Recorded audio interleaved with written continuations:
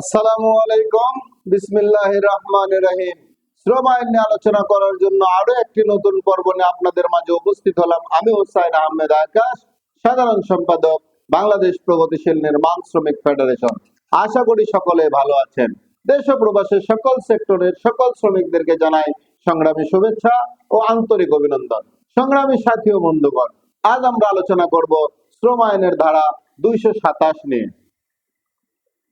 বেআইনি ধর্মঘট ও lock out. কোন ধর্মঘট বা লক আউট বেআইনি হইবে যদি বিরোধে জড়িত অন্য পক্ষকে বিধি দ্বারা নির্ধারিত পন্থায় ধর্মঘট বা লক আউটের নোটিশ প্রদান না করিয়া অথবা প্রদত্ত নোটিশে উল্লেখিত তারিখের পূর্বে বা পরে অথবা ধারা 225 এর বিধান খেলাপ করিয়া ও ইহা ঘোষণা বা শুরু করা হয় অথবা অব্যাহত রাখা হয়।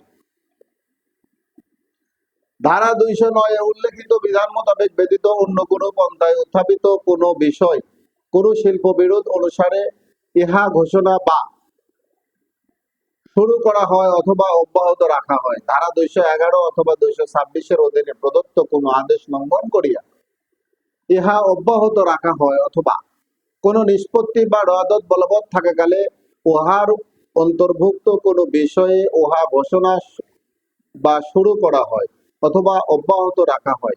কোনো বেআইনি ধর্মঘটের ফলে ঘোষিত কোনো লকআউট এবং কোনো বেআইনি লকআউটের ফলে ঘোষিত কোনো ধর্মঘট বেআইনি বলিয়া গণ্য হইবে না। সংগ্রামী সাথী ও বন্ধুগণ, অত্যন্ত গুরুত্বপূর্ণ একটি বিষয় নিয়ে আজ আমরা আলোচনা করলাম। আশা করি সকলে বুঝতে পেরেছেন। দেশের প্রচলিত আইনের প্রতি শ্রদ্ধাশীল হয়ে এদেশের সকল শ্রমিক এবং মালিকদেরকে শ্রম আইন মেনে চলার অনুরোধ রেখে এই পেজের ভিডিওগুলো বেশি বেশি শেয়ারের মাধ্যমে এদেশের কোটি কোটি শ্রমিককে দেখার সুযোগ করে দিন, তাদের শ্রম আইন সম্পর্কে ধারণা দেওয়ার সুযোগ করে দেওয়ার অনুরোধ রেখে সকলে সুস্বাস্থ্য দীর্ঘায়ু কামনা করে আমার নিজের জন্য দোয়া চেয়ে নিয়ে আজকের পর্ব এখানে শেষ করছি। আসসালামু আলাইকুম, আল্লাহ হাফেজ।